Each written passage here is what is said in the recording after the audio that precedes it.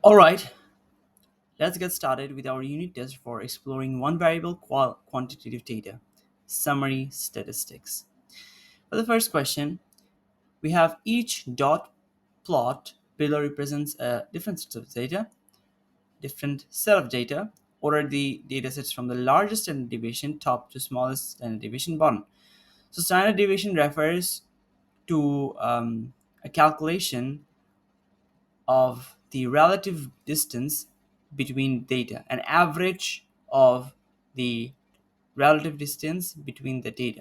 So the farther apart they are, the more standard deviation they have.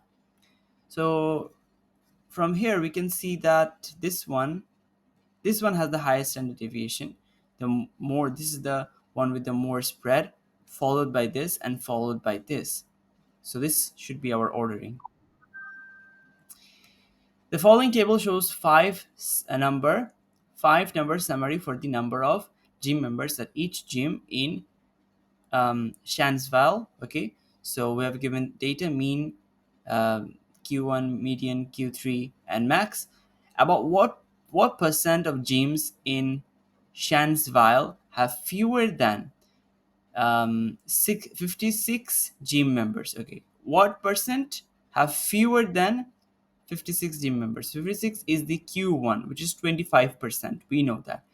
So fewer than that means the data below it. So it will have 25%.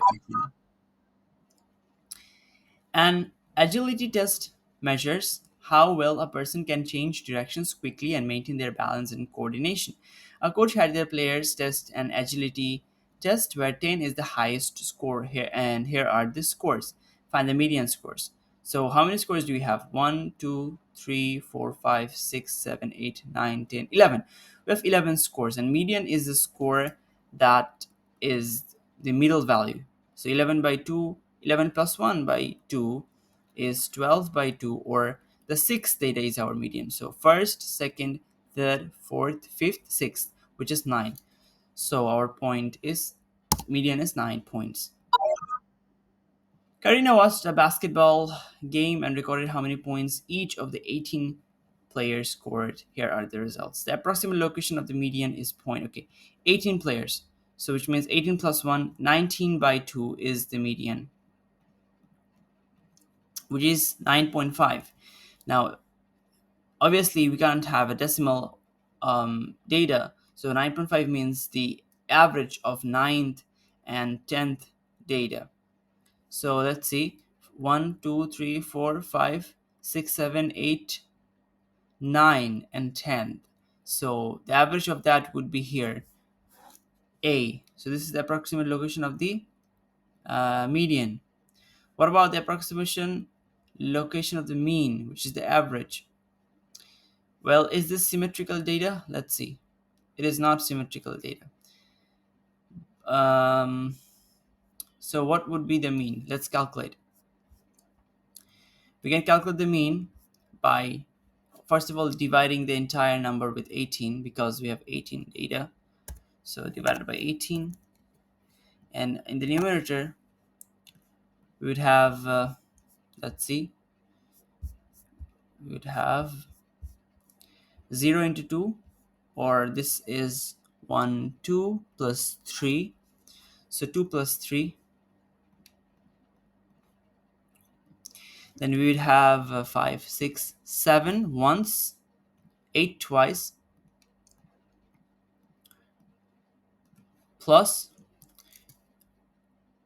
8 twice. Then we have 9 twice and 10 once. So 9 twice plus 10. Then we have 11, 12, 13 twice, plus 13 twice. Then we have 14, 15, 16, 17. 14, 15.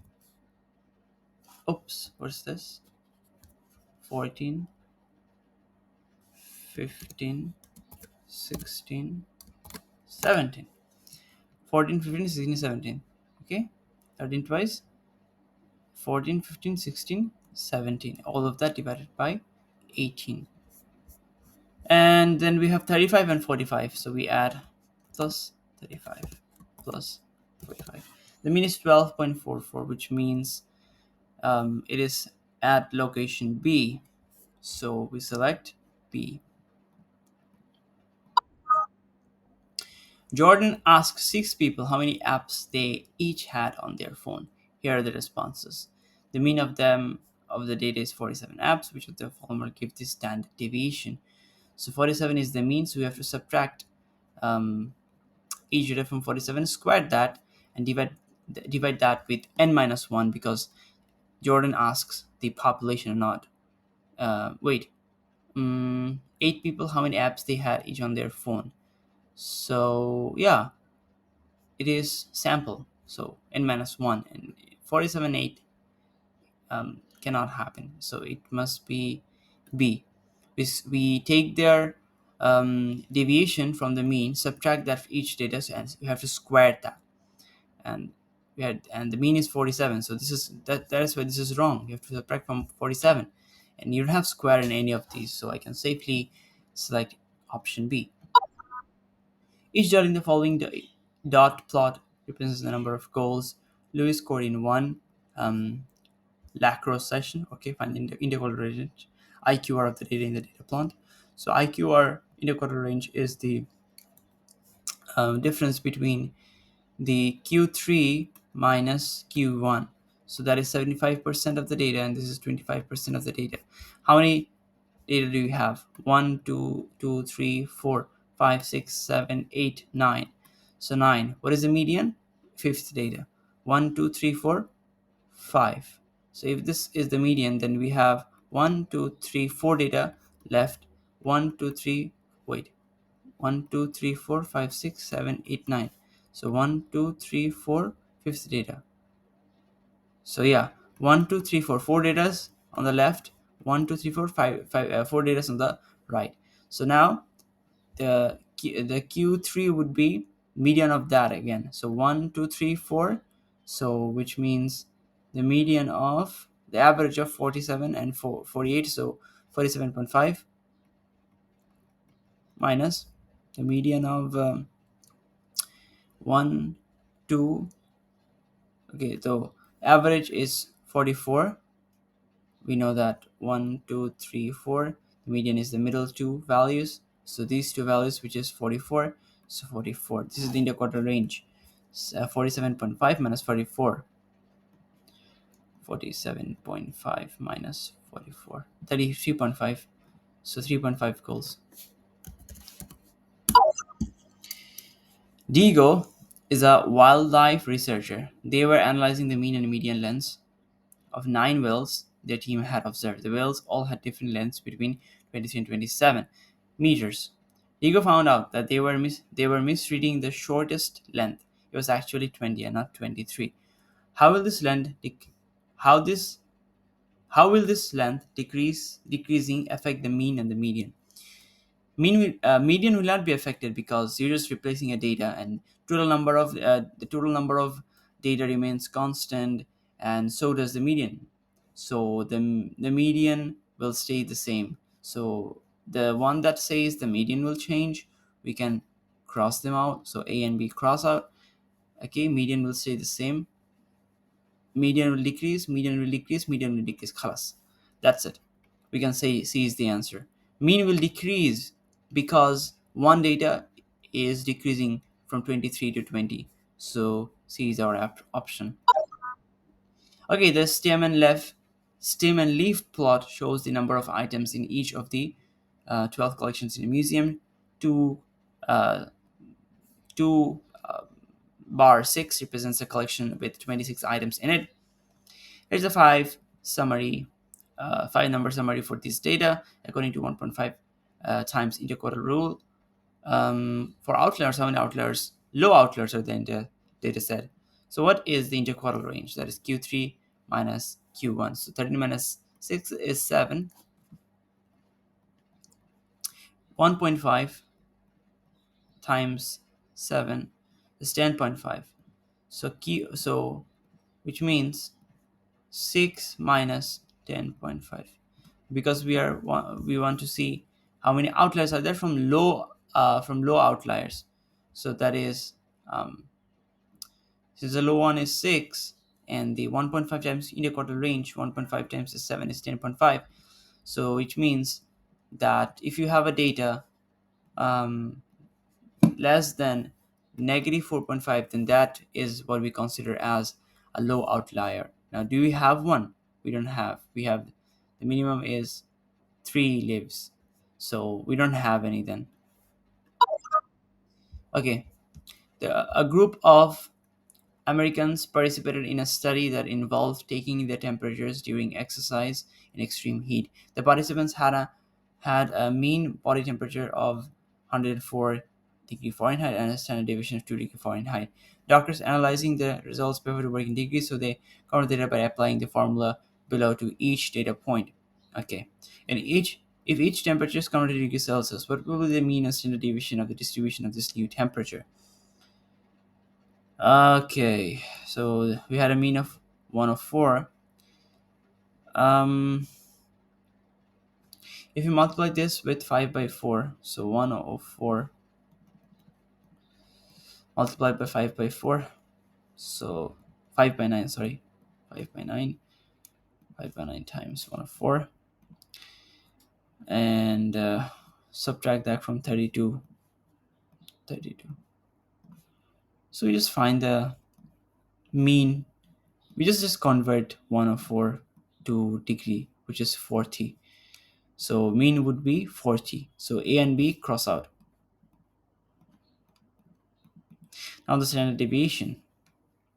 It doesn't really matter. The standard deviation doesn't change when you multiply anything, because standard deviation is a measure of relative difference or the relative distance. So if you multiply the entire data set with the same thing, every data moves to the right or to the left. So the relative distance doesn't change, but it do so like sorry, this was the case with negative 32. Yeah, if you um, move it towards the right or the left. Here we subtracted, so we are moving it towards the left, and each of the data is being moved. But if we multiply each data with a number, then the standard deviation does change, because the data gets more spread apart. So what is the standard deviation? If you have a standard deviation of two um, 2 Fahrenheit, so if we convert 2 Fahrenheit to degree, what do we get? Let's see. Negative of 5/9.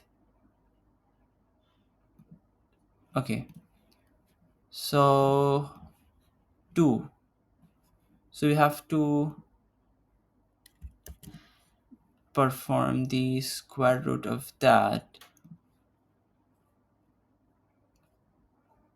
Wait. Standard deviation, right? And it refers to how far the spread it is from the mean, or um, from each data, the relative distance. So we know that um, degree and Fahrenheit has mm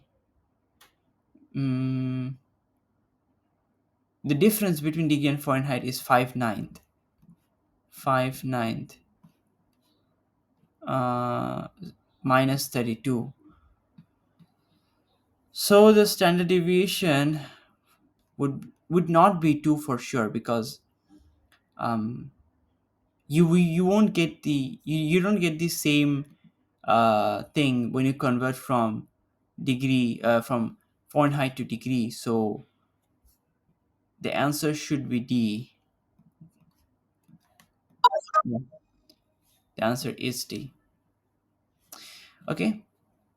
So raisins in a scoop of each brand of raisins, brand cereal.